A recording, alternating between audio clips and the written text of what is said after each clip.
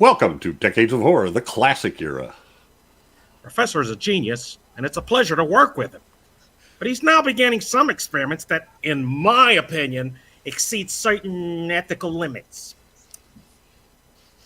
This is episode 164, recorded November 12th, 2023. Gruesome Magazine. I am your host, Jeff Mohr. On this podcast, we cover the good, the bad, and maybe even the ugly horror films released since the beginning of time through 1969.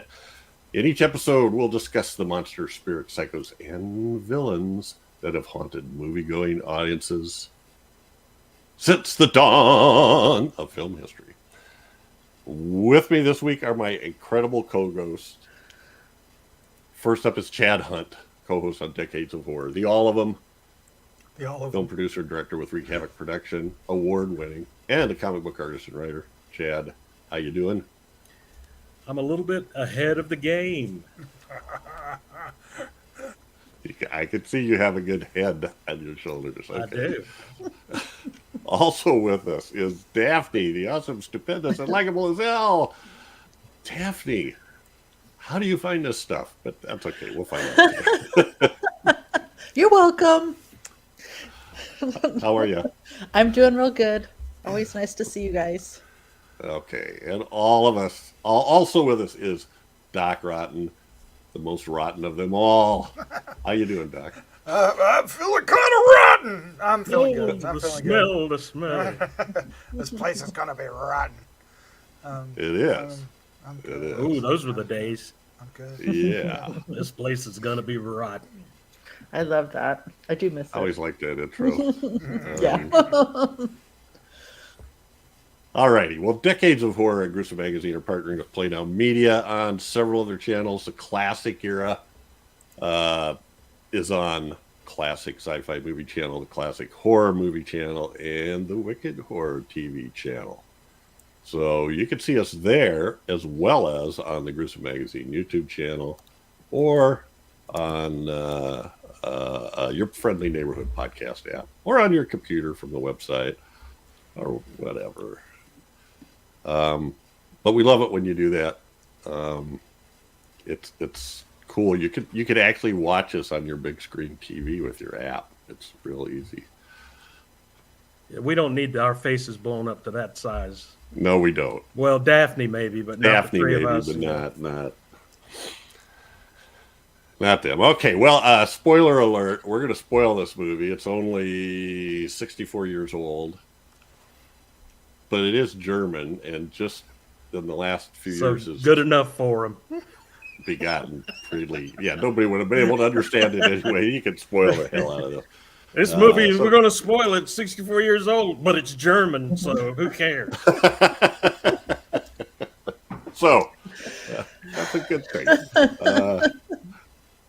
So on this podcast, we start by giving some basic details of the film we are covering, followed by each of our first impressions, the taglines, and then kind of whatever trips our trigger, hopefully relating to the film, but not always, but sometimes. Not always.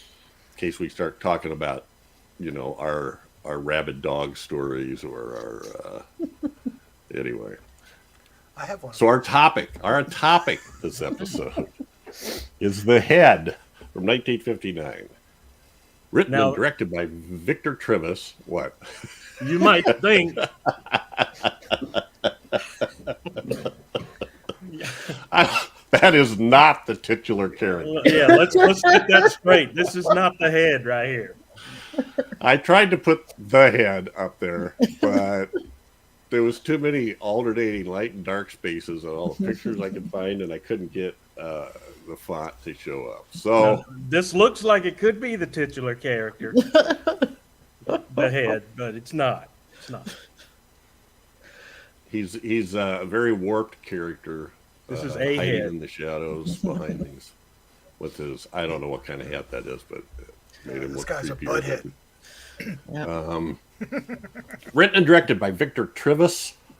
Cast includes Horst Frank, Karen Kernke, Dieter Epler, Helmut Schmid, Kurt Mueller-Graff, Christian Maybeck, and Michelle Simon or Simone. Production company is Rapid Film, filmed in Munich. The release date was July 24th, 1959 in West Germany. It was released in the U.S. on October 11th, 1961. And the synopsis. A scientist invents a serum Z, that keeps a dog's head alive after its body dies. When the scientist dies of a heart attack, his crazed doctor assistant cuts off his head and using the serum keeps the doctor's head alive and forces it to help him on an experiment to give his hunchback nun nurse assistant a new body. She's not really a nurse. The synopsis said she was a nurse, but I don't think she was. She worked at a hospital. Oh, did she? Okay. Yeah. I take it all back. But I don't think she was his assistant. She just kept showing up wanting him to work on her. Please do something about this hump. A nun. A hunchback nun. Hunchback nun nurse assistant. Alrighty. Quadruple threat. Mm-hmm. And the guy hiding behind the trees there is I bet her resume is crazy like doctor 6 pages assistant who's named Dr. Ood. Ood. Ood. It should be spelled E-W-W-W-D. Ood. It should just be ODD. Yeah. Dr. Odd. Kind of like That's all it need to be. Odd. this one has a ton, I'll tell you, a ton of also known as, the German title, the original title is Die Nackte und Satan, I don't know, which means the naked and Satan. One translator, every place I say says that's the naked and the Satan, the naked and Satan. And Google Translate said it's the naked woman and Satan. And I don't know if that's because D is the feminine article or not, if they just imply that. But anyway, in America, it was known as A Head for the Devil, The Screaming Head. In Mexico, it was, Satanas y la Mujer Desnuda. Very good, actually. Satan and the Naked Woman. Also in Germany, Das Satans nackte Sklaven, Satan's Naked Slave, which has a whole nother connotation. La Femme Nue et Satan, Satan, French, the nude woman and Satan. I'm going to cry. Portugal, Sata Mujer Nua, Satan and the Naked Woman. They're all the same thing, except in Italy, Al di là dell'orrore, Beyond the Horror. I've eaten Beyond that the before. horror. Beyond the Horror. That's good on pizza. It is. It is. So, I don't know. This thing, it likes to use the word naked and Satan in the title. I don't know why, because there's really only like a 1 second flash of nakedness. And I don't know if it was on Tubi, but when the other girl was dancing, when they go back to the Tam Tam Club, I didn't see it. she does a little spin move and falls on the bed, and her top is off. No. Oh, Maybe they cut that in the. I thought it was a musical number, and I fast forwarded it. Well, yeah, I do. I was going to ask you about that, but well, let's get to first impressions, and this one is Daphne's pick. So Yeah, let's Daphne. hear from Daphne first. I hadn't seen it before. I didn't even know about it, but there was a review of it in the Dark Side magazine that was just as good as hell. It was fantastic. It made me want to watch it. And I looked it up, and it was streaming. So you're welcome. That's it, huh? So you're welcome. That's Thank it. you. A little presumptuous, I'd say. Yeah. No, I'm sorry, or anything like that, or So did it live up to It was the review worth that you read? It was worth it. it looked like I wanted to watch it. That's it. I enjoyed it, and I thought it was fun, and I kind of liked. I I liked some of the depth that it went to, or that it was trying to go to, anyways, with Irene and how she was kind of dealing with, having this amazing body, and so that was interesting. But Dr. Ood was really gross and creepy, and I got kind of sick of hearing, well, you're no longer a cripple, you're normal now, and everything's going to be great, that kind of stuff. But I like the atmosphere. I thought the music was kind of intense. Sometimes it was a little wacky, but I really liked the atmosphere when Irene was explaining what happened to the artist. I don't know, something about it was just kind of wacky and over the top. So I liked that. And I loved in the beginning when Dr. Ood is eavesdropping on Irene and Dr. Burke, and you see his face like outside in the woods, looking through, and all you see is this white mask. I was like, oh, creepy. Like in the window. Yeah, in the window. Exactly. Right off the bat, he's hiding in the woods and he's peeking in the window. Yeah. Well, and he's picked up a piece of paper. And then when he picked up that turtle, I was just like, what are you going to do to that poor turtle? I knew something wasn't right. It's those eyebrows. Eyebrows. They clued you in, huh? Well, Tribrows. Tribrows. Triangular brows. Very strangely, whether it was part of the movie or not, if you look very closely, the name Lisa is painted on the bottom of the turtle shell. Really? Huh. Didn't notice that. Maybe that was the turtle wrangler's identification. I don't know. Maybe that was All right. daughter they took it from. Maybe. Yeah, let me borrow your turtle. We need a Not turtle. Lisa. All right. So, let's check out what Doc has to say at this point. Doc, what did you think of the head? The head. Well, I hadn't heard of this before, and gosh, this movie is something else. It's very, very strange. I thought it was going to have a little bit more of the Professor Abel guy, the guy that ends up being the head, but then it shifts gears. I actually found it more interesting when they got into the meat of the story between Dr. Ood and Irene. It got complicated, as you might say. But one of the things I noticed... Sister Irene, the nun. Sister Irene. Sorry. Schwester. She... What was I thinking? What I noticed was that it was filmed like it was a play.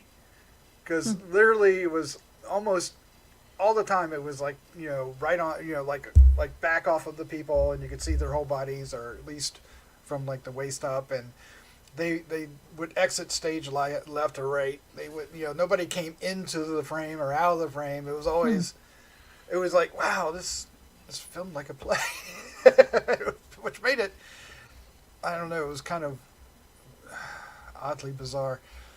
I'm not really sure if I liked this movie. It was kind of dumb.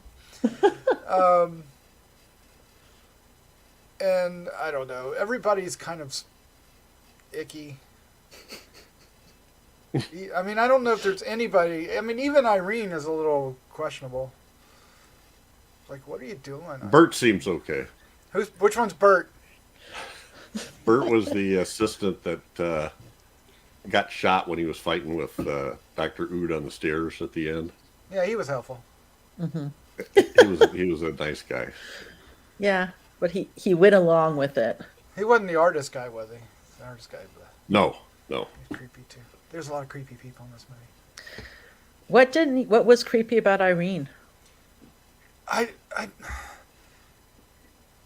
mean, okay, so beforehand she was just kind of like creeping on that one guy. And then, I don't know, it was just like really put offish for me personally. It's like, what are you doing? You're so creepy. And then Creepy girl. And then she started, of course, when she after the surgery, she started kind of fighting between her own instincts and I guess the instincts of the body, and that was weird, creepy. Well, well, okay. I'm getting a creepy vibe right now. I was it's like, ooh. All right. Thank you, Doctor. And by the way, you are my favorite rotten, so I don't mean to insult you or anything before. Thank you, sir. Of all the rottens. Of Of all the rottens. rottens. There's a few of us. All the rotten stuff in my life, Doc, is my favorite. Cheerio. Creeper. What? Chad, what did you think of this movie? This was the weirdest shit I've ever seen in my life. It's not that weird. Really? Are you serious, Jeff? Not that weird, he says. Not that Yeah. weird. This was weird. I mean, I don't know if it was the dubbing that did it. I didn't. It might have been a dubbing. It might have the dubbing was terrible. I mean, but I'm kind of in Doc's camp. It was strange. It was just strange. And I think this predated The Brain That Couldn't Die or Wouldn't Die by a few years, but it was I don't know. I can't explain what okay.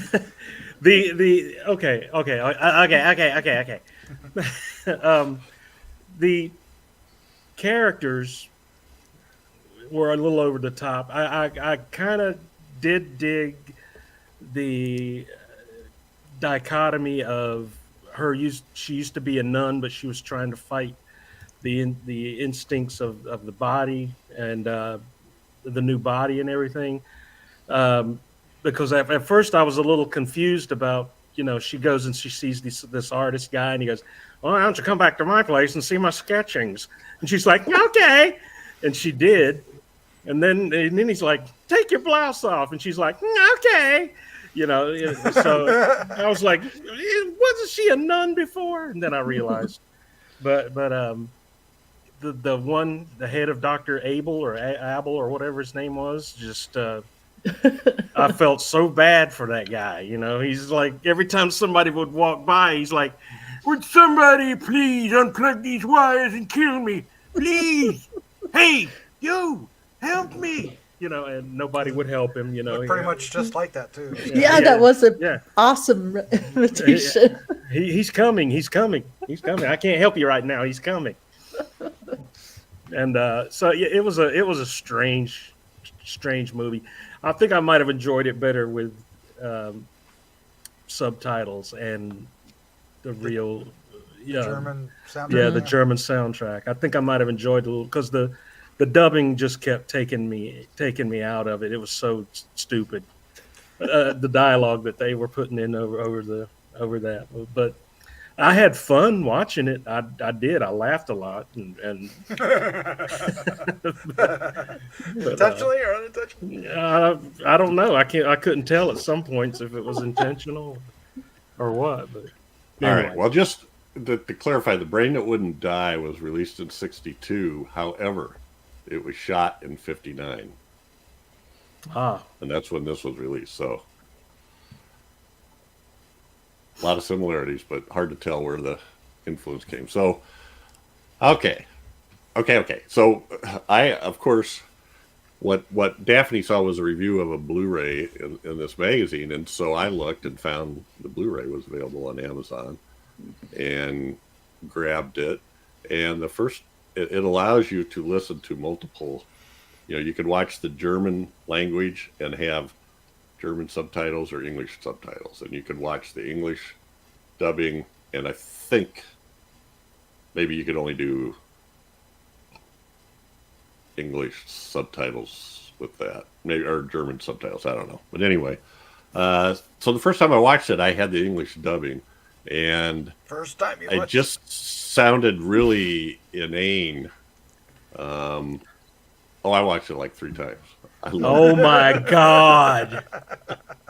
and I'll tell you why in just a minute. Oh my god. The English dubbing, a lot of the lines in the dialogue just sounded really inane and just really stupid. And I thought, this does not sound German to me, you know. This sounds like, I don't know. So then I watched it again with the German and reading the English subtitles, and it totally changed it. The acting adds a lot more energy to it.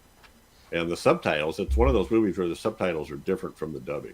You know, I think somebody's come along after the fact and tried to make the subtitles more accurate translation, or else in the dubbing they're trying to match, you know, the words to fit the lips or something. I don't know, but it's much better to watch in the German language with English subtitles. So what I liked, and I don't want to get too deep into this right now, but what I really liked is there's some really weird crap going on here at the end that they don't really talk about. You're just supposed to look at it and go, oh, this is weird. Oh.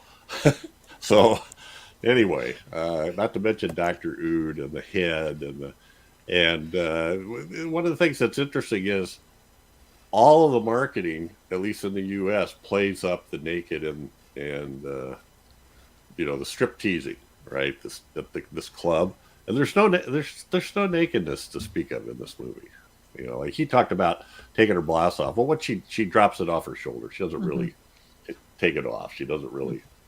So there's no naked. Who's the You naked? see a slave? little I don't thigh. know. That's it, I think. A Yeah. little bit of a thigh. You get some thigh and some cleavage, and that's you know. Oh, yeah, you do get some navel. You know, if you're in the. Ooh. But it is all nun-thigh, so That's true.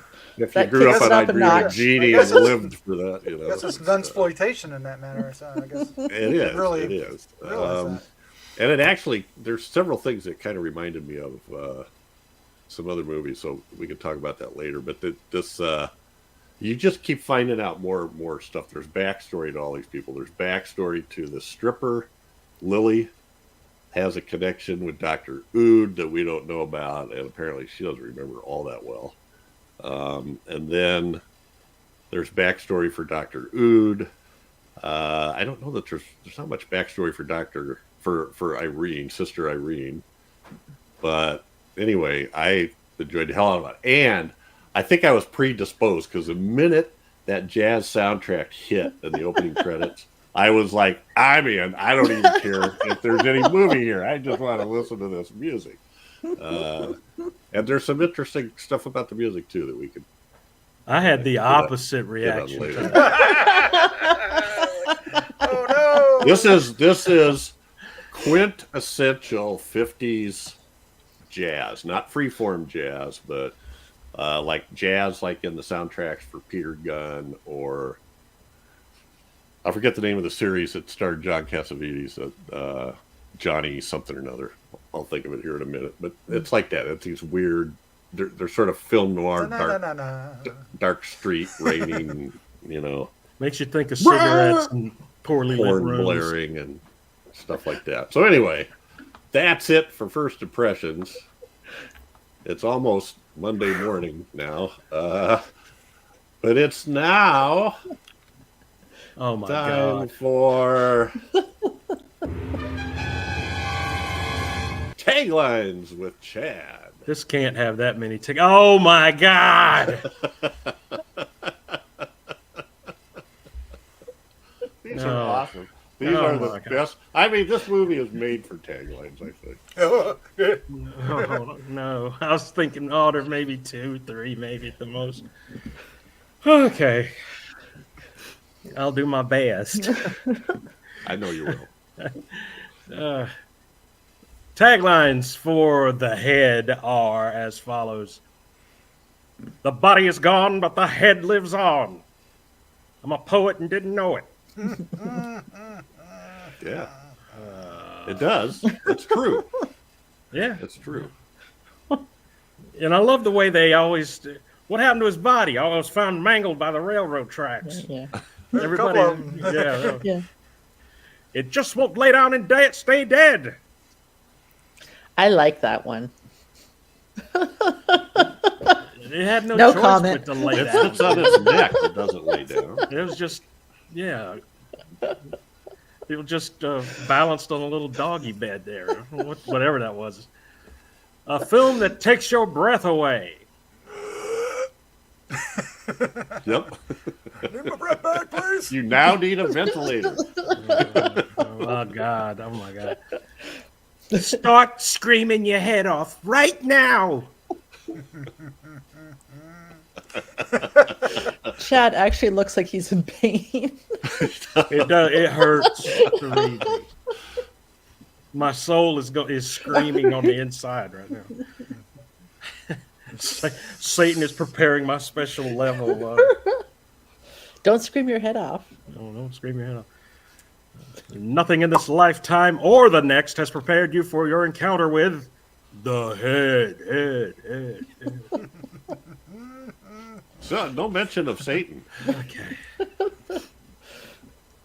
Could it be? Are you kidding? At the head of all masterpieces of horror that you've ever seen, you must place the head. That seems redundant, but okay. At the head of all masterpieces of horror that you've ever seen, ...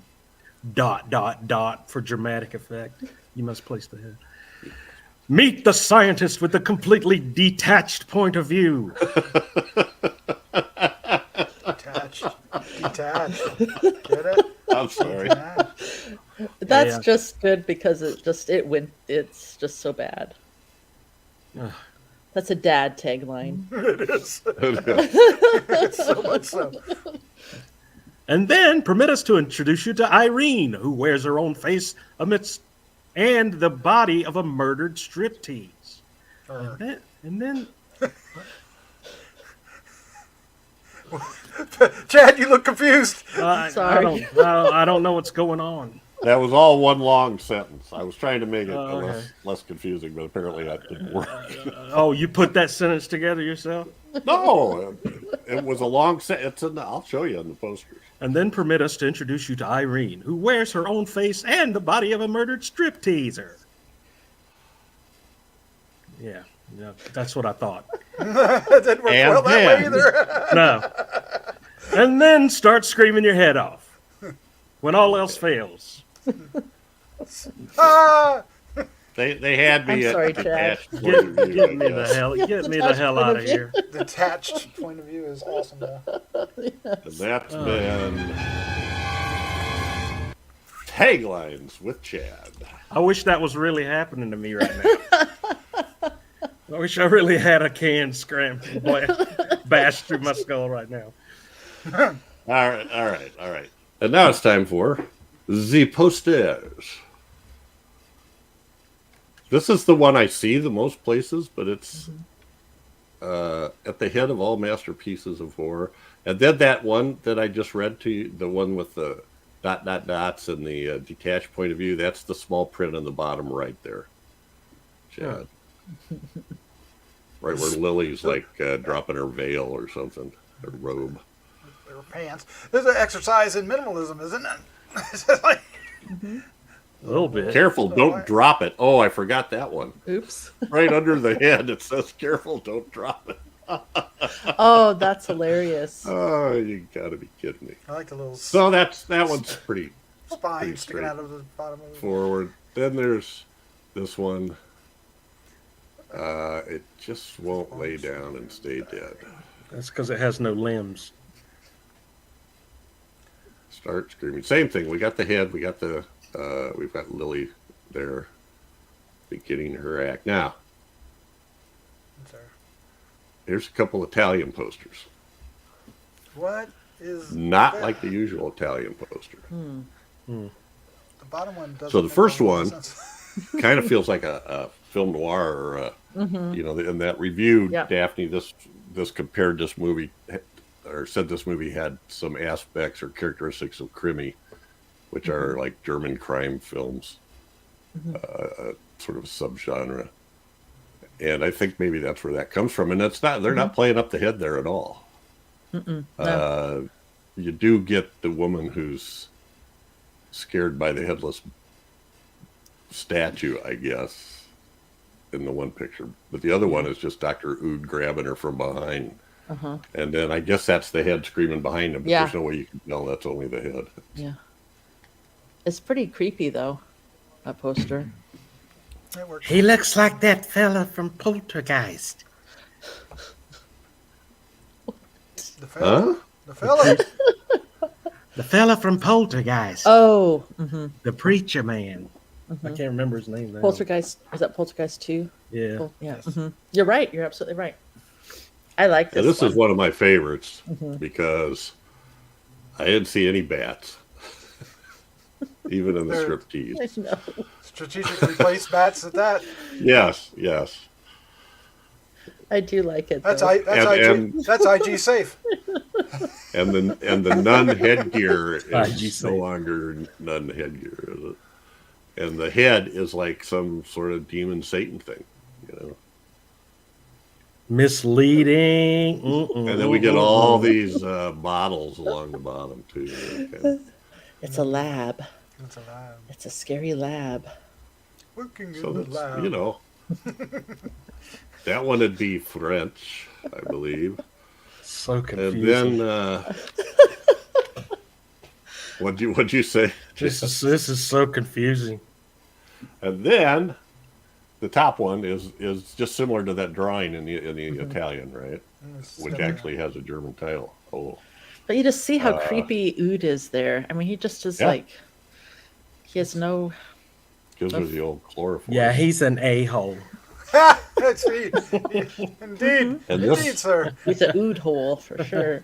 And the bottom one is our double language, French and Dutch, I think. On the very bottom. You're such an ood hole. You're such an Ood hole. Stop being an Yeah. ooh-hole. All right. Well, we're talking about him, so let's just introduce this character. This was the professor, and the bottom Marion. shot. He's the head. He's a professor and a doctor. He's a With- professor Legally. doctor. Out of him. He's a He's a professor legal doctor. doctor. Michel Simon, who's a Swiss actor and apparently fairly well known, but he had an accident or a reaction to makeup in a movie not too long before this that reduced the mobility of his face muscles. That's so crazy. So I guess they figured if you're just going to be a head, you don't have to emote that much. I don't know. That's back when they put lead and cyanide in makeup and Lead cyanide. So for a while, he didn't have very many roles. you'll So, be playing a you guys- head in this one. Any comments about The head, though. Yeah. The head. As long Michelle as it's Simon. And the inventor of Serum Z? Serum Z. Which he Which keeps animates dead stored tissue. in his head. Did it look like he had, like he was frothing at the mouth sometimes? Did you guys? I didn't think so. Oh, It was okay. just his mustache, but maybe. It could have been. Yeah, that would have been awesome. I thought that they did I thought that he was like frothing. I don't know, but I thought they did a good job with the special effects for the time. I thought it looked cool with all the tubes coming out of his head. I liked how he would call people closer, closer, pull out the wires, pull all the wires out. You know, I know my breath stinks, but please pull the wires out. and I like And- that he had the little, fish tank underneath him at all times. yeah. Yeah. And see it you here, know, I guess he did this. Maybe is a little bit what you were talking about, Doc.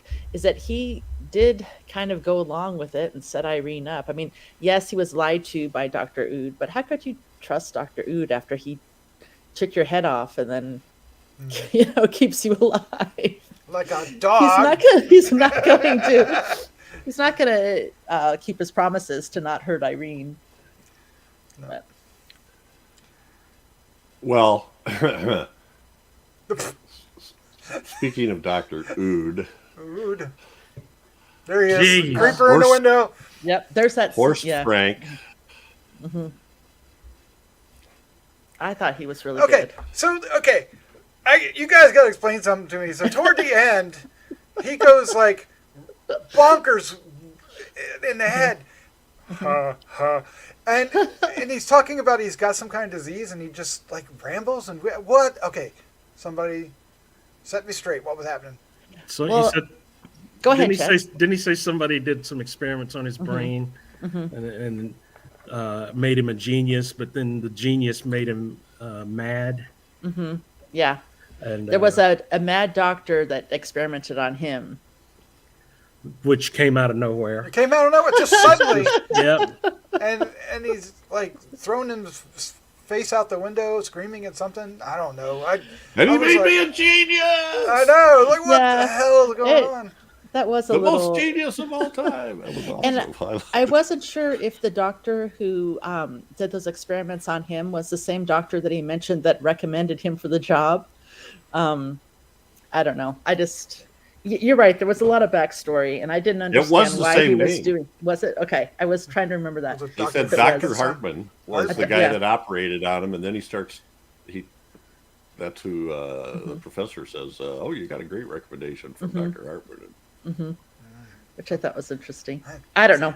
There's a story there. There's a prequel to the head that needs to be made about Dr. Hartman. But I don't know why he. I don't know if they were trying to make him kind of a little bit like a werewolf or something. But I don't know why he was howling at the moon. I mean, maybe it was in the original German. Did they explain that at all? Jeff? Because look, he's all like, "Arr," you know, like Jeff zoned out already. He don't care anymore. no, Ari's frozen, I I think. think he's frozen. Yeah. He's just ahead. No, Jeff. Let's put him out of his misery. Oh, pull the cords.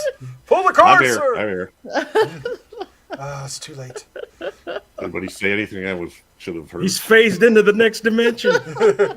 No, we yeah. were just talking about if I was wondering if they said anything in the German to explain why a little bit more why he was acting so loopy sometimes. No, he had this disease, and I assumed it was. I think they might have said a brain disease, and this Dr. Hartman did some surgery on him, and I can't remember if that was supposed to have made it worse or what. But he just went.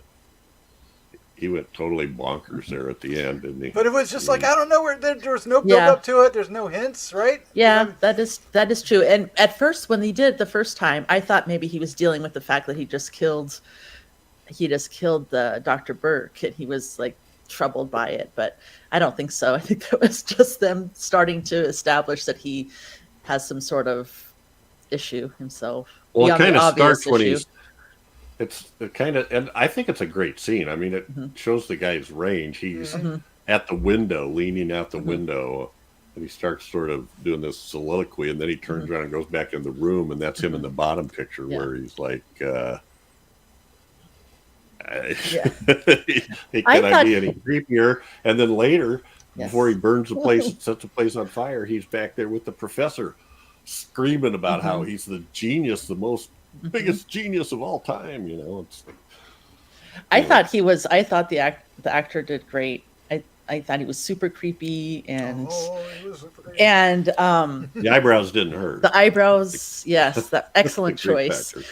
The eyebrows. Well, and just how he really like sometimes was just had no affect and was just kind of really scary in that way. And then other times when he started showing some emotion and expression, you're like, what is going on with this guy? I don't know. Well, I sort of took it that he when he got there, he was like Mr. Conniving. He had this plan, and then the plan changed a little bit. I assume he went to the Tam Tam, the strip club, to find a victim or a patient or something. I don't know, but as it got closer to end, and it looked like he had reached his goal, right? That he was like just went off the deep end, giddy, you know, and then things weren't working out. She ran away from him. So you mentioned the effects before, so there actually was more effects here than you think. So the top picture here of the There you head go. on the table, that's just your standard. He's under the table on a chair. You can't see under the table. The middle picture is a fake head that they did that was amazingly realistic, that had like pores and everything, stuff on it. And the guy that did it is, let me look here quick, Carl Hanezek. And Susie Kraus, or Susanna Kraus, was his assistant. And she ended up coming over to the U.S. and doing some work over here on like Cabaret, and she did something for Bergman too, I think, and I forget the title of it. Cabaret, anyway. the musical, and then I the think movie. so. Oh, well, I love that movie. Well, that's it. Those are all good questions. I assumed it was the movie. But it could have been on the.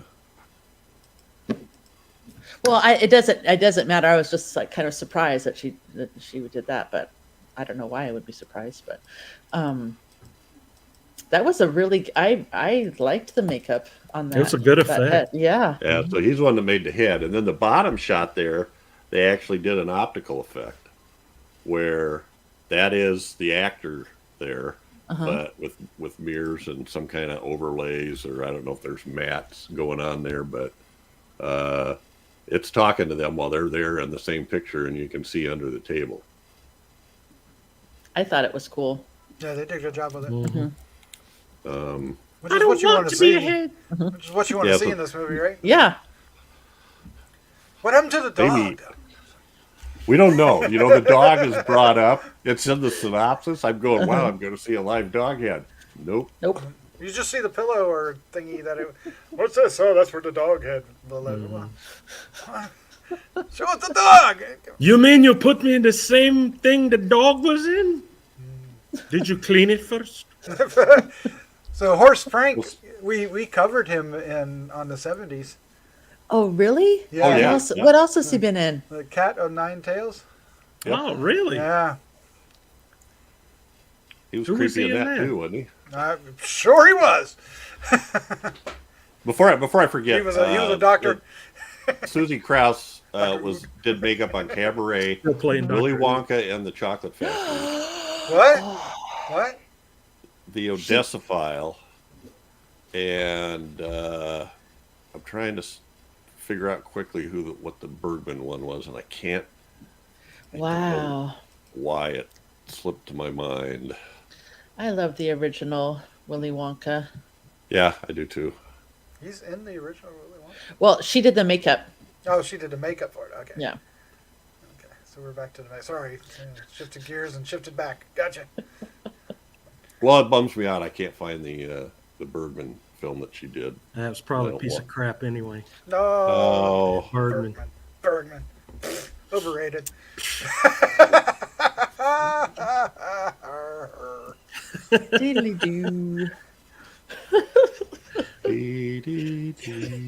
The Serpent's Egg. The Serpent's Egg. Yeah, Okay. it's a mid-70s Bergman film. All right. Sorry, we're making you wait while I find my brain. Just part. another reason for Chad to love this movie. There's a Bergman connection. Oh, really? Wow. So back to Michelle Simone, which I have to talk about this. A perfect connection. He had kind of an interesting life in his younger days. He was sort of a anarchist and got into trouble a lot. And at some point in, I don't know, in the description it says when it was legal, he lived in a brothel. Lived in a brothel. In a legal brothel. And Tim Lucas says there was a book published not too long ago that was he had one of the largest collections of erotica. Oh, yeah, I did read that.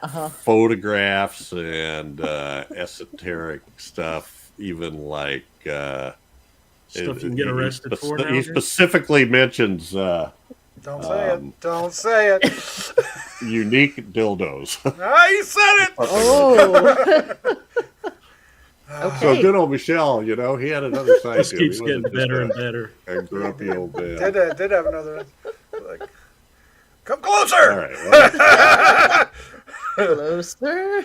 Oh my God. so this is Karen Krinke, as the hunchback nun. There just has to be, isn't there? Oh. And this is after. Well, I should show. So there's Dieter Epler as the artist who hangs out in the Tam Tam, and Christian Maybach, who was the stripper that Dr. Ood fixates on. Dr. Ood. And I don't know, what did he do to her? He changed Did he her drug face. her? Well, Did he drug her? No, her. Well, later. He cut her head off and put it on. Yeah, Well, but yeah, before, before that, that. yeah. Mhm. before that? Before that, he did some Mhm. surgery on her. Yeah. Yeah, because she killed her, So poisoned her husband, he- and then He probably was seeking her out, right? Yeah, I don't know. I don't know if it was a coincidence or, Well, then I don't know. he cuts her head off and then attaches her body Yeah. to she's got a fantastic the body. hunchback's head. And Not we a end good up head. with this. I did like the scene a lot. I love the scene when she first wakes up and she walks. I mean, that to me was like right out of Bride of Frankenstein. Just Yes. the way she walked with her head up, and just the way that the sheets were just kind of like draped on her. I love that scene. She's And gorgeous, and here she she looks rejects fantastic. her suitor. Yeah, Even though it's not uh-huh. a monster. It's not the monster. It's the doctor who is a monster. But anyway. He But belongs dead. you Yes, live. Well, and I we like. hate living. I really Love like dead. too how she definitely had the sexuality happening there, but it was very kind of, I don't know if I'd say it was subtle, but it wasn't like super obvious or over the top, but it definitely started introducing that kind of aspect of her character and body and stuff like that. And I don't know. I really like this scene. I thought, and I love that it's in black and white, and I love the shadowing and the lighting in it. And I like when she runs away and then she ends up going to the spiral staircase. I just thought this whole interaction between them, I really enjoyed. Yeah, she's like smokes for the first time, and Mm-hmm. I've never smoked before. Mm-hmm. So And it's then like, he dresses. like her Then he body is rubs, taking over. he rubs his hand down her thigh like a Yeah, pervert. so He's a- creepy. This whole he's a scene. creeper. Yeah. He's a Yeah. creeper. Well, then She's he's like, yeah, I he's just trying to got the kiss new her, and head, then- man. Hold on. Well, she's, what you were talking about, Chad, but earlier I was taking it as she's a hunchback nun. So you're assuming she hasn't had a huge social life or sexual life. Mhm. And so the fact that she is in this new body and then he grabs her, kisses her, that was probably all stuff she hadn't felt before. So that's why it took her a minute Right. to pull away. But then she runs off, and the only clothes she can find are Lily. the clothes left over from when he killed Lily. Put Well, her and body on. also And the so when she scene. walks into the Tam Tam, she's dressed up just like Lily. Really. Yeah. Mm-hmm. And she even has her hair's changed. Her hairstyle's changed. Yeah. Well, Well- and it works so well because she's hunched over in that. Let's cover the hell of everything up, with that nun outfit that she was wearing. You couldn't even see her. Well, I think they kind of foreshadowed the sexuality when she first shows up, and Dr. Burke, who I think turns out to be her cousin, which is kind of weird, says, "Oh, I think men will look at you," or something, or "I'm sure men will look at you," or something like that. He says to her, And Oh yeah, at the beginning of in it. the very beginning, yeah. So I don't know. Was I think this movie knew exactly where it was going from the very beginning. oh yeah. Yeah, yeah. So It does. you just kind of got to the creepy part because it felt like they were cousins, but it felt like something was going on. Yeah. And it didn't feel like it was straight up, and I was a little creeped Yeah. out. But I that's thought the other guy was her cousin. Did I miss that? I thought Burke was. I Wasn't thought Burke? Bert was her cousin. well, the one that she knew that she kept looking for, and they said that he went off to he went to Austria, right? He went to Austria, and Yeah. he'll be back, but he wasn't. He was dead. He was buried out in the woods. Yeah. That was they. Yeah. that was Well, her I cousin, think he but baried. I think it was. I kissing thought he buried. Great. Let's add Dr. incest to the mix. Yeah. Well, that's what I'm Well, he saying. buried somebody Creepers! in the woods, and then somebody else he drops off a boat. I don't know. Yeah. Oh, people Yeah. just. go It's hard to looking keep around. track of all the people that how he disposed of, but I believe the buried guy was Dr. Burke and the boat guy was probably Dr. Abel. I don't know. Yeah, because it looked without a head. It looked like it didn't have a head. He was busy. Because he came back and operated after he. Yeah. Yeah. Don't throw that body away yet. I haven't had sex with it. Well, the other thing that's kind of no, interesting stop. is this. Oh, you guys are shocked by that. Chad! How? Well, now wait a minute. I quit. When he does the operation, when he attaches Irene's head to Lily's body, then afterwards he says, "You've been laying here sleeping for 117 days." Is he lying? Because he kind of makes it sound like he did plastic surgery on her or Yeah. something. Oh, I think she He's was. not telling her that he attached the other body. And then I'm wondering, this guy, I can't imagine him having too many scruples about what he's going to do with it. No, they were. Yeah. He had a few scruples loose. Yes. Um, Not too scrupulous. But the other thing that they played right from the beginning, the stripper Lily had this mole on the back of her shoulder, and obviously you could see that. And then when they have Irene walk out with Lily's body, the way the sheet is hanging down off her back, you could see the mole right off the bat from the very first thing. I didn't pick up on it till somebody said it, I think. Yeah, the artist says it later. That Yeah. calls it a birthmark. Yeah. But it's there. They, And she goes, "Can't you just draw me like your French whores?" so there's Nobody This is nobody the- likes Titanic here. Come on. the ever popular Tam Tam Club. Tam Tam. Which I wonder if that comes from was the movie Princess Tam Tam? Did you guys ever see that? Starred Josephine Baker. Oh, I think I know. I think I'm familiar with the costumes from that one, but I don't think I've ever seen the movie. 1935. A French novelist passes off an African shepherdess as a princess. Oh, I've never seen that. They hang out Josephine at the Tam Tam. Baker. I've seen some of it. It's a 35 comedy drama thing. But anyway. So yeah, now we're at the Tam Tam where it says home of the super sex sensation Lily. And she does this really weird dance with this suit of armor. There's the princess Which- hat, right? Yeah. Oh, that's true. She has a hat like that too. Ah. That was the weirdest. You know, the nun's habit was very different. That head was different than I've seen it most Well, nuns. But anyway, and then at the bottom, I think it was the nurse at nun. the end of it, she grabs him and flips it, and I don't know how the visor flips up, but it's like this ghouly looking face inside. Yeah. Could Is it that be- supposed to be Thinking I'm Satan? Yeah. Satan. That's the almost naked end Satan. I guess, Yep. There you know. go. There you go.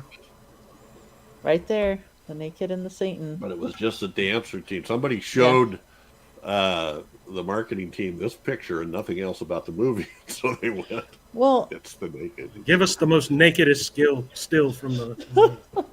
well, and there's the thing that was getting my attention with this one is so there's like a weird helmet on Satan. I don't understand. It might come from I- this. I don't understand. This picture here.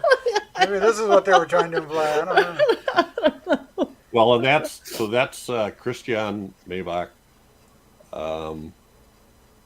And I did this other picture of Dieter Epler, the guy who plays the the artist, because Paul. I'm like, who does it look like he's channeling right there? Does that look like any other actor?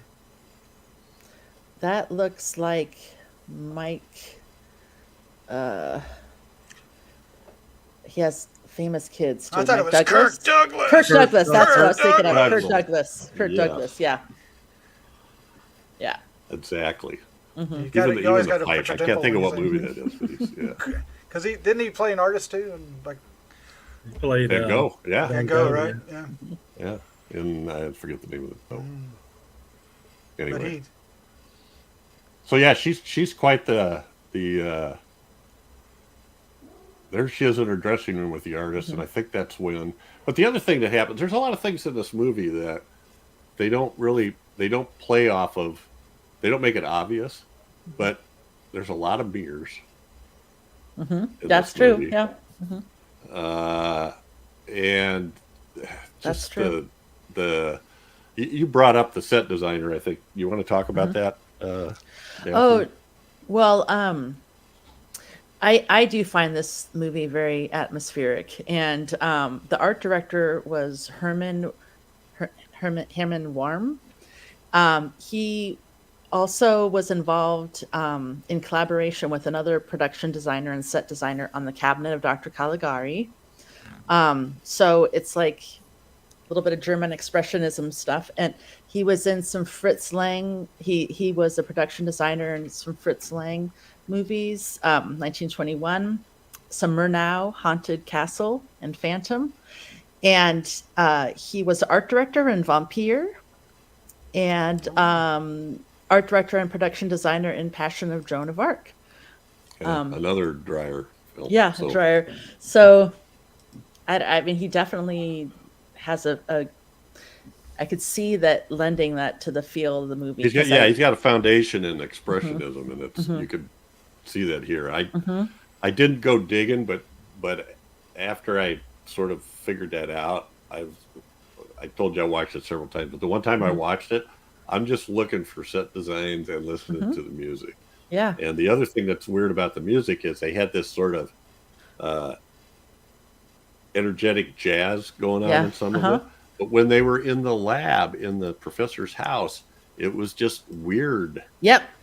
Weird noises, not theremin, but and they talked about that. It was this pair of people. They didn't get credit, but they were known as Lazary Bichette. And Bichette was two brothers, and Lazary was a couple, a man and a wife. And they had all these, I don't know what you call them. Can't think of the word I want. But unique instruments, oddball instruments that they used to do all this kind of weird stuff. I don't know how to explain it, but Unique That's deal. kind of interesting. Yeah. Unique dildo. It was a weird place, wasn't it? It was a weird place. Chad Doctor, totally bored. I know, guys. Sorry. But dang it, I like this movie. So Well, another thing. Okay, sorry. So this is after the transplant.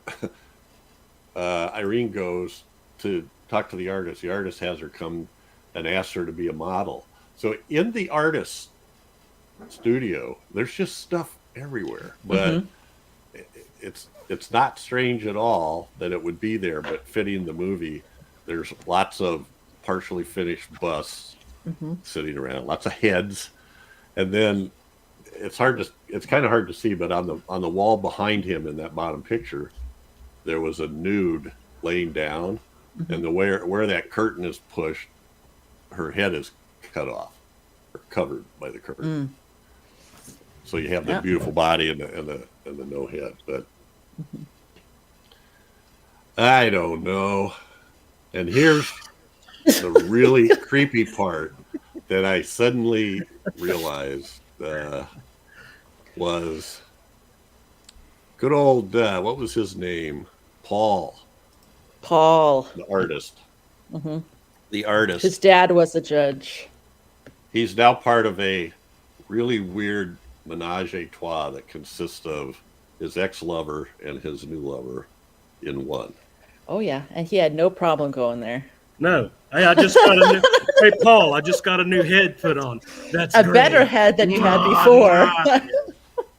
The Andy, body was Andy, good. Now the head's better. You believe me? Well, the don't you? ones- Oh, of course I do. the one scene he kisses her, and then he sort of slides down to the, we got to get the other one in the lower part of the body. So,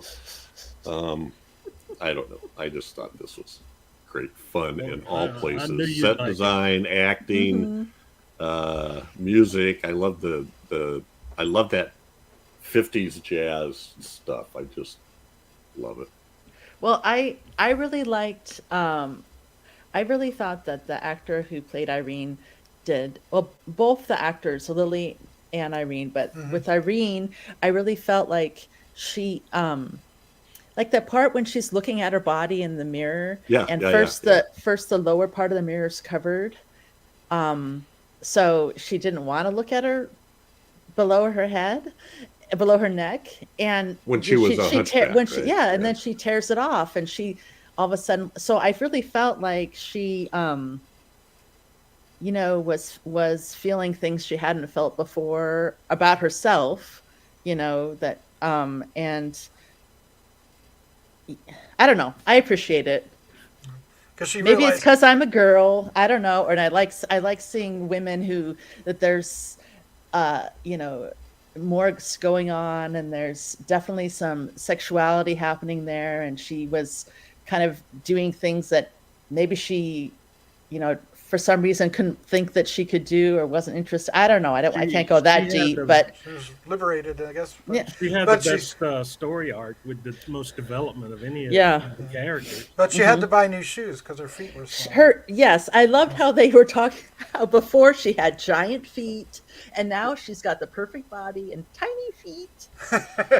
Well, but I'm totally with you, Daphne, because she spent most of her life trying to ignore her body, right? Right, or change it, or those things or change it. Uh-huh. And now she has this sort of quote unquote perfect body, and she suddenly realizes it, and she's looking herself over, and she's feeling the curves, and just gets almost kind of giddy. She starts laughing and goes sits on the bed.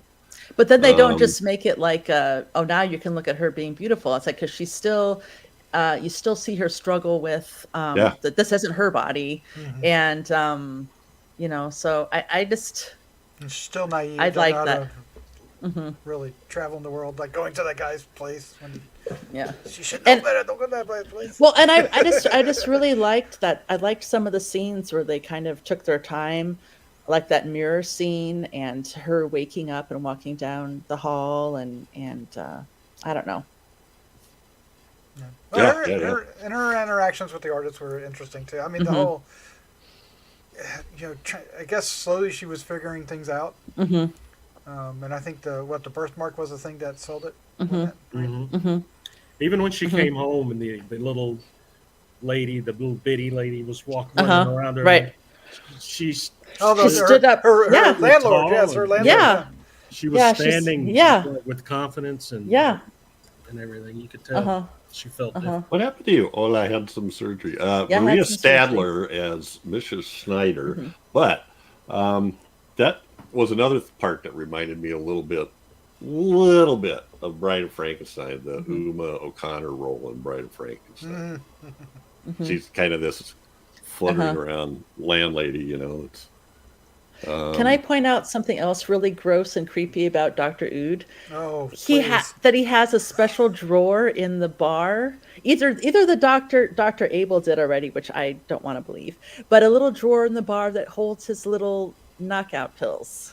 So he goes to make Lily a drink when he brings her home to kill her, and there's this little drawer just full of pills, and he reaches in and gets out a little pill and puts it in her drink. Gotta keep him Gross. somewhere. Gross. yeah, I missed Ood. that the first time, and I'm like going, why is she acting so silly? Yeah. She jumps up and takes her robe off, her dress off, and then sort of does this weird little hop face forward onto the couch. I think he also drugged Paul. When he went to talk to Paul at the bar at the end, I think he slipped him something too. Well, it wasn't beyond him. All right. I dug it. Thank you. Do we have any? And I'm glad I bought the Blu-ray. Oh, go ahead. Okay, sorry. What'd you guys think about the scene when it was a transition between the zoom in on Dr. Abel's head and then it went to the surgery lamp? Do you even remember that? It was like it zoomed in on him going in his head, and then it was the surgery lamp. Oh yeah. Yeah. That was kind of cool. I did like that. Well, that was another cool thing we didn't mention is in terms of the effects. There was this this automated surgery assistant Yeah, the little robot type thing. Yeah. that handed him the tools he called for, I guess. Instruments, Yeah. I guess. Surgeons. I am a stabbing robot.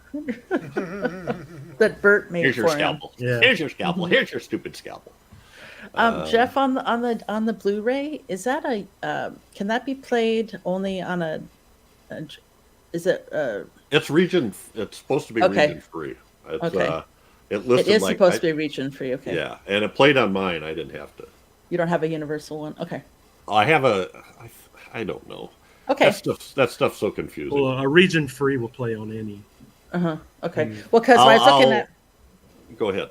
I was gonna say when you said you got it and had the commentary, I immediately was getting ready to purchase it, and it didn't look like it said it wouldn't play in America, so I must be looking at the wrong thing. But we don't have to. We can talk about it later Okay. because I'm sure Chad and Doc are really interested in getting the Blu-ray. I'm on it already. They are now. I guarantee you. I need a new coaster. After that discussion,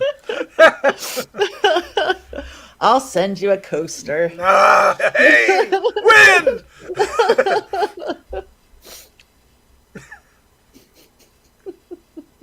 Oh, I'll get ahead of myself. Oh, My man. oh man. So we're well.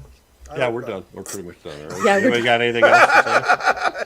Well, a couple of things that I also appreciated and picked on was when they were at the police station, the detective was just kind of a little kooky police detective, and then when they're bringing the body for them to look at, why does the guy have a limp? I thought, is this some other weird affectation that they have to put in there?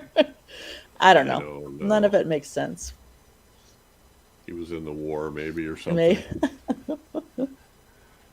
Oh, here it is. German release, Blu-ray, region ABC. It will not play on a regular DVD player. Oh, okay. It's Blu-ray. That must have been what I read. Okay. So, rather than region free, I think it's all region. Got it. Eyebrows. Anyway. All right. That's it for the head. The head. I almost took some Believe. construction paper and made triangles. That would have been Oh my perfect. god, that would have been hilarious. We can edit that in. Man, I'm going to draw some on right now. Arch your eyebrows. That you cut it in half, and then you just make Oh. this first half into a big triangle. Shave half. Shape off, half off. Yeah. Well, but the Hunchback thing, though, also reminded me of House of Dracula, which we just, Yeah. we just did. And so, and that had a Hunchback nurse that was begging this crazy doctor Yeah. to fix her. And so, anyway, All he needed was a little fungus. Just a little fungus. yeah. Cure hunchback. Just a teeny So, little fungus. speaking of House of Dracula, Anyway, watch the head. Yes. yeah, Let us know what you, let us know. We want to know what you think Tubi. about it. She means It's on watch Tubi. out for the head.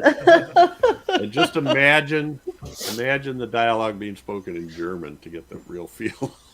Because it's kind of flat. I feel like with the Oh yeah, dubbing in there. it's wacky. And bring it on. Give me all your comments. I'd love to hear them. Oh, they'll like it because Daphne's a girl. Yeah. What? Not true. Never It better heard not that. be true. You're not a girl? No comment. Why do I... No comment. I love it. Love it. Learn something new every day. Check her I'm head trying- for a scene Who, right there. who wants to See. take the? Somebody take the feedback for the House of Dracula. I'll do it. So William Hess. William Hess says the following. As with all Universal monster flicks, I love this one. Chaney is the Wolfman. None have done it better or as well as he did. And while I love Frankenstein meets Abbott and Costello, it is not a true part of the world of Universal monsters. I'm going to have words with you. This one is what should be considered the final old school Universal monster films. I don't know. What? Okay, can I comment about this? All right, I fully include Frankenstein. I'm accustomed to me Frankenstein. And I don't know if you guys know, like I think it was in the late '80s or '90s, they did a series of novels based on the Universal monsters, and they had the Yes. Return of the Wolfman.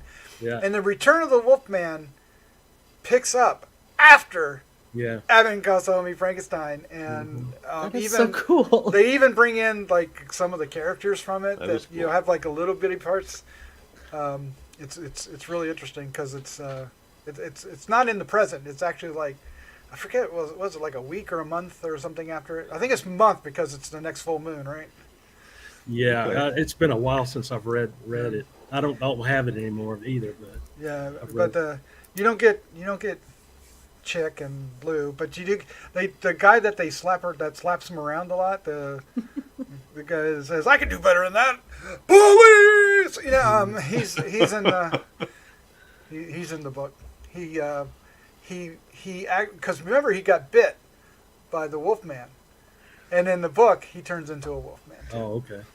That's so awesome.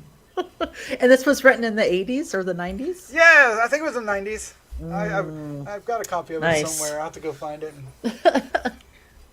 Well, I appreciate it, William, and I William apologize because that comment actually came in a couple months ago when we Oh. first did House of Dracula, and I found it in a folder the other day. So, our apologies for waiting so long, but it actually is fitting for this movie. Yeah, it worked out well. The House of Dracula. So, episode 119, Das Monjas, The Two Monks, from Gregory S4433. Daphne, you want to read that one? Yes, please. Talk about scary. I thought we were witnessing Mr. Hunt decoupling utterly from reality once and for all, live, with that opening salvo. Almost. It's a thin veil. Very thin veil. Well, I was trying to remember. When I first read that, I went and looked, and now I can't remember what it was. It was the quote was, "Hear me out, and perhaps you'll understand the madness that drove me to harm him." But I think you did one sort of over the top things. You know, you guys ask a lot from me. Yeah. A little consideration would be.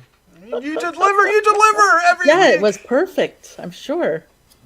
You really Okay. gave a Well, feeling that was of that. decoupling. I would take this comment as a compliment. I do. I'm just kidding. Talk about scary. Yeah. Let it envelop you with All right. love. I do. I'm very method. I get into.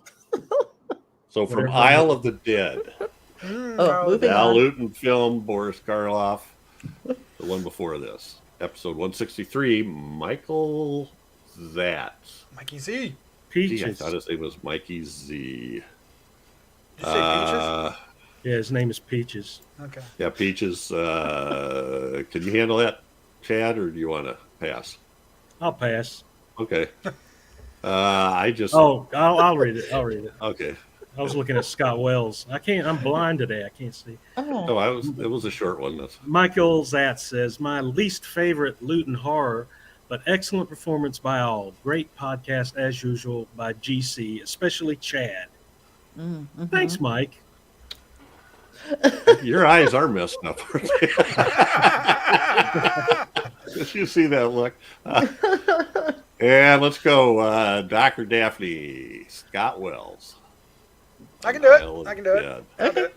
Scott Wells says, unlike Mikey Z, this is my favorite of the Luton horrors. Sorry, Mikey.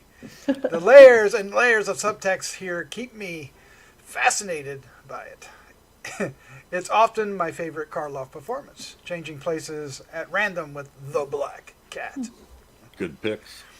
My favorite scene is when Dr. Drosos and Albrecht meet at the ritual site, and Albrecht recites the hymn of the Hermes, and Drosos gives his own offering, confessing he has become infected. The science versus superstition debates, and this takes some very interesting twists and turns in this film, and refreshingly suggests that neither of them have all the answers, but both are needed. Wonderfully chilling performance by Karloff here. I do find it funny that the Grue-Crew had trouble grasping Albrecht's personality. But he's the one I identified with the most on watching the film. Oh, and by the way, the terms Vervalica and Verdalac come from the same root, so you could technically use the terms interchangeably. They are more or less the same creatures in different countries. The Vervalaca and the Verdalac. Those are Black Sabbath. They're kind of like vampires, right, or something? Yeah. Great They eat children. Children! Tasty morsels. I enjoyed this. I enjoyed that Battle. movie a lot.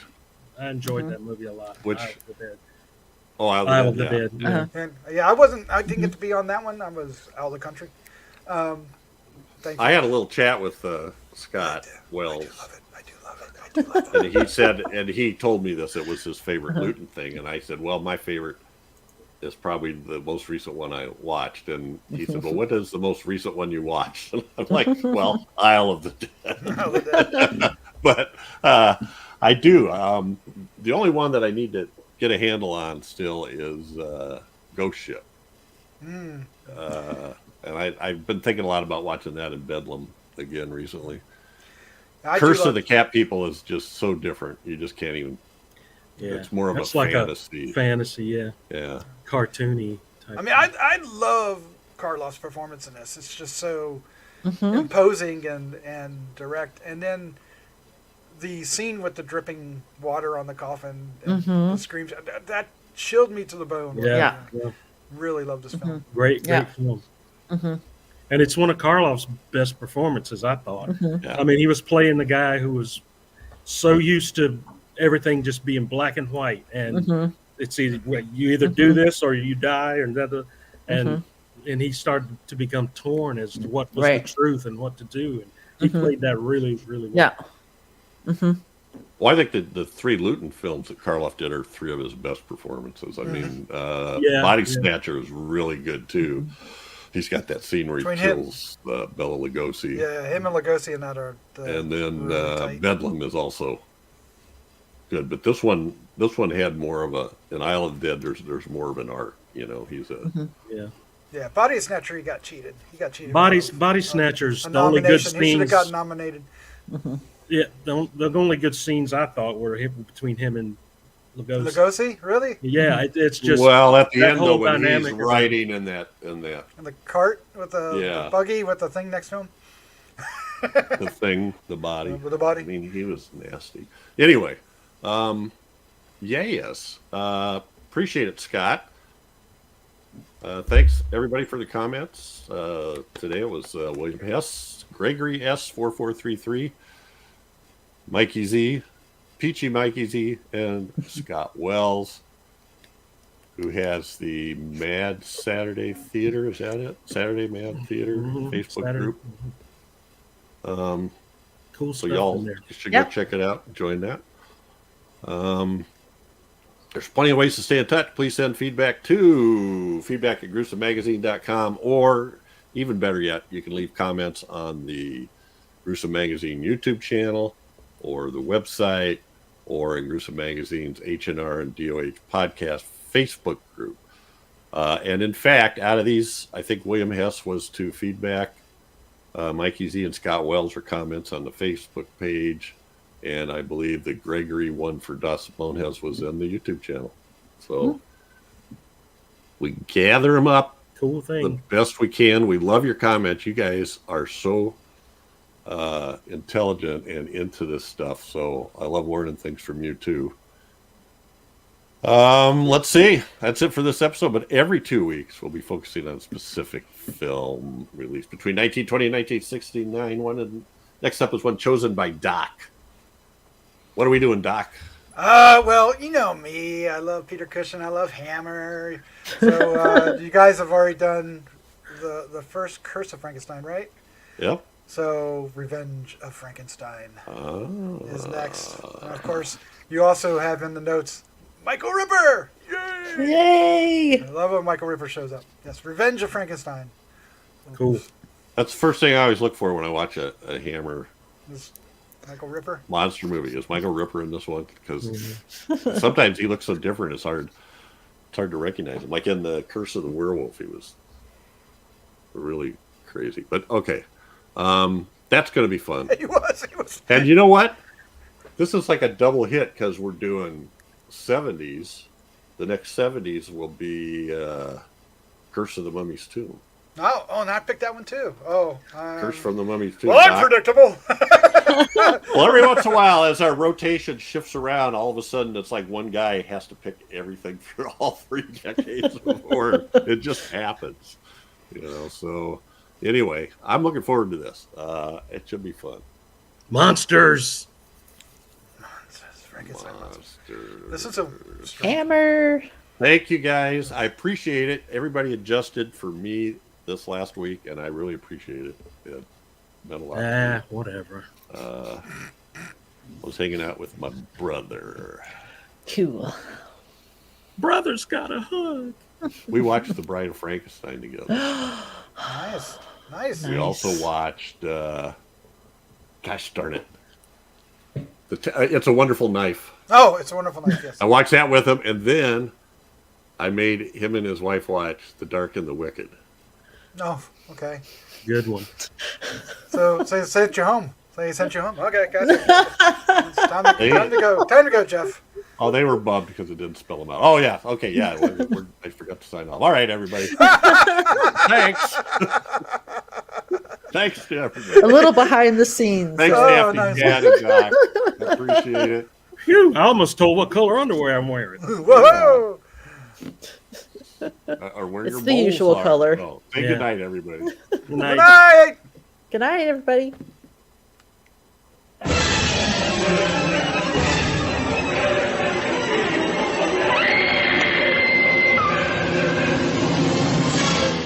Gruesome Magazine.